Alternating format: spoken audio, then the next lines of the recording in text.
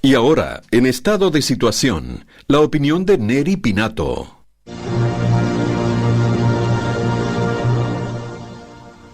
Arriba, vallas de la tierra, en tierra venga el Dios. Atruena la razón en marcha, es el fin de la presión.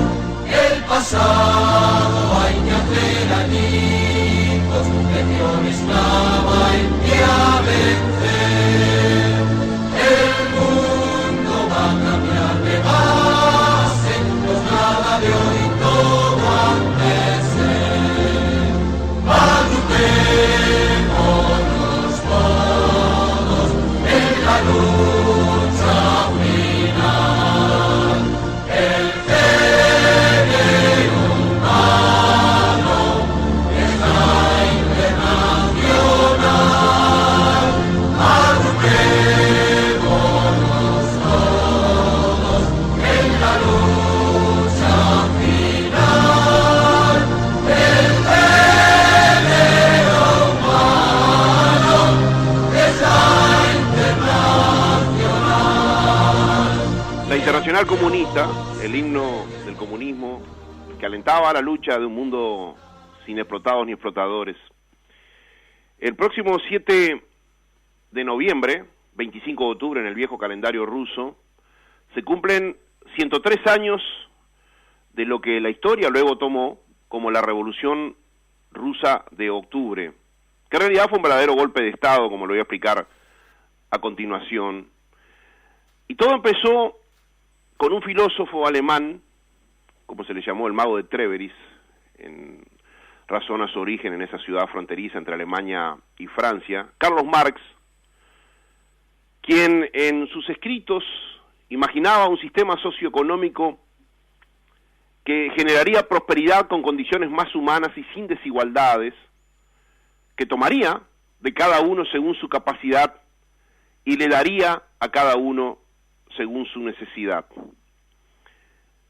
Lenin y su partido comunista bolchevique ruso se inspiraron en este filósofo alemán y en su compañero que realmente lo mantenía, Friedrich Engels, pero en realidad la práctica que impusieron a lo largo de más de 70 años no pudo haber sido más distinta que la teoría.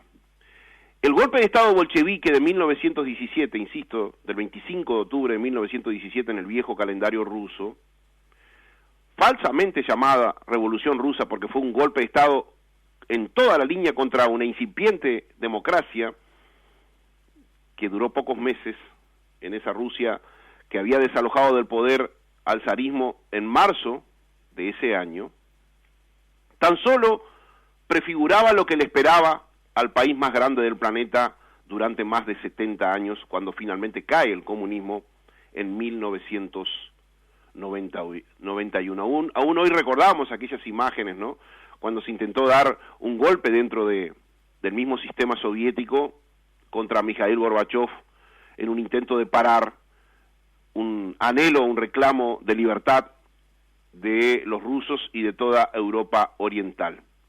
Está claro que, y estuvo más que claro, que la igualdad, como canta la Internacional, no formaba parte de la ecuación de estos verdaderos asaltantes del poder, porque ni Lenin ni sus secuaces, la mayoría bárbaros asesinos como Stalin, Trotsky, Csikszentmihalyi, Beria y Agoda, el mismo Lenin, por supuesto, que fue el que empezó todo, lo primero que hicieron fue crear una nueva corte, que luego se le llamó la nomenclatura soviética, una nueva élite que eran ellos mismos para gobernar ese inmenso y atrasado país a su entero beneficio.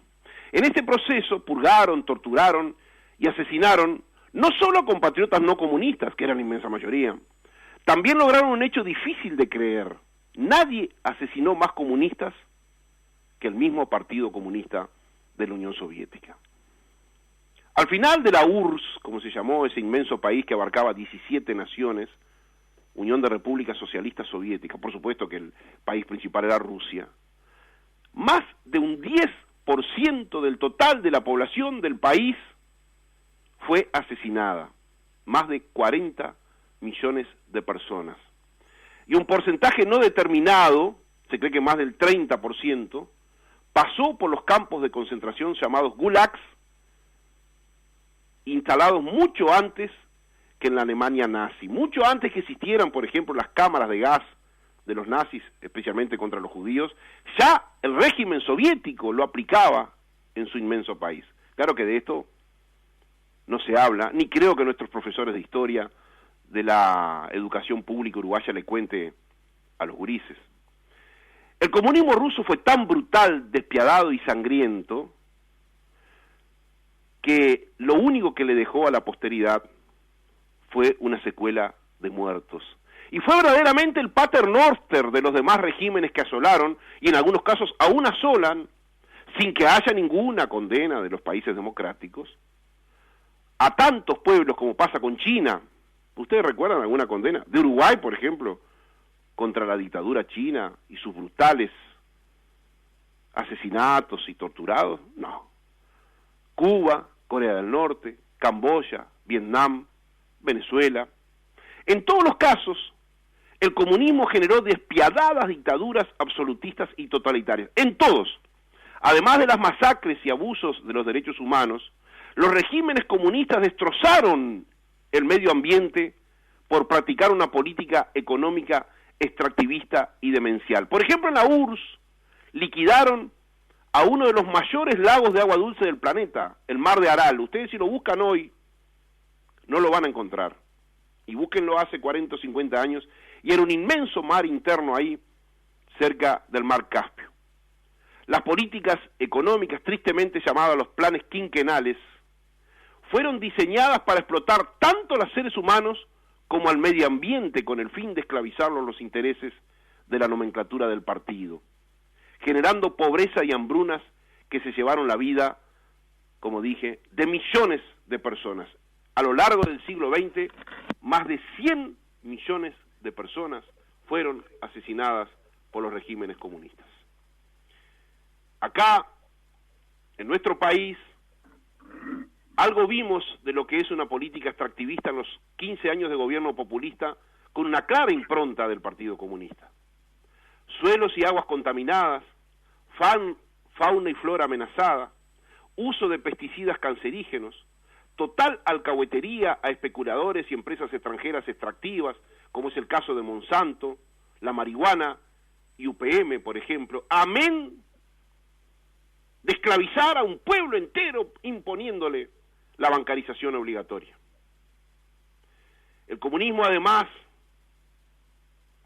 ha sido la antítesis del cristianismo, algo que prácticamente, y que es muy llamativo, ¿no?, como mucha gente que se define cristiana milita junto al comunismo dentro del Frente Amplio. Porque, ¿cuál es la base filosófica y de la práctica cristiana a lo largo de los últimos 2000 años? Los 10 mandamientos.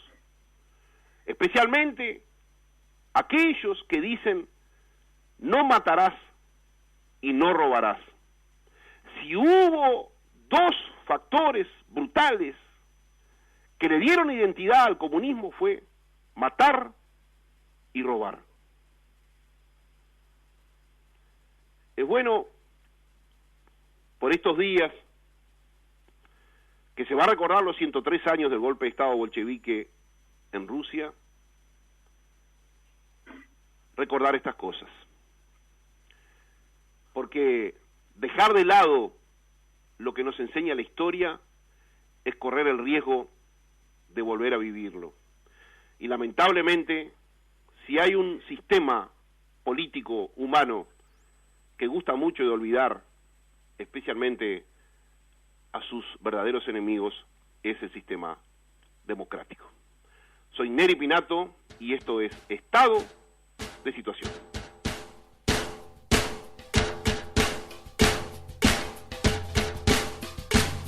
Me acuerdo bien de cada campaña y cada promesa, de los supuestos desterradores de la pobreza. Me acuerdo bien del traje prolijo y la dentadura, desde el afiche que aseguraba pan y cultura. Me acuerdo bien y le doy las gracias a mi memoria.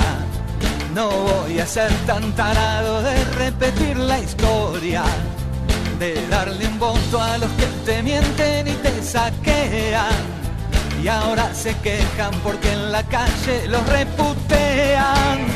¿Y que esperaban? Que los aplaudan, que los alienten con palmaditas sobre la espalda. ¿Y que esperaban? Un monumento no haría falta porque su cara ya es de cemento. Mientras acá sopla otro viento y ustedes tiemblan al ver los barrios en movimiento.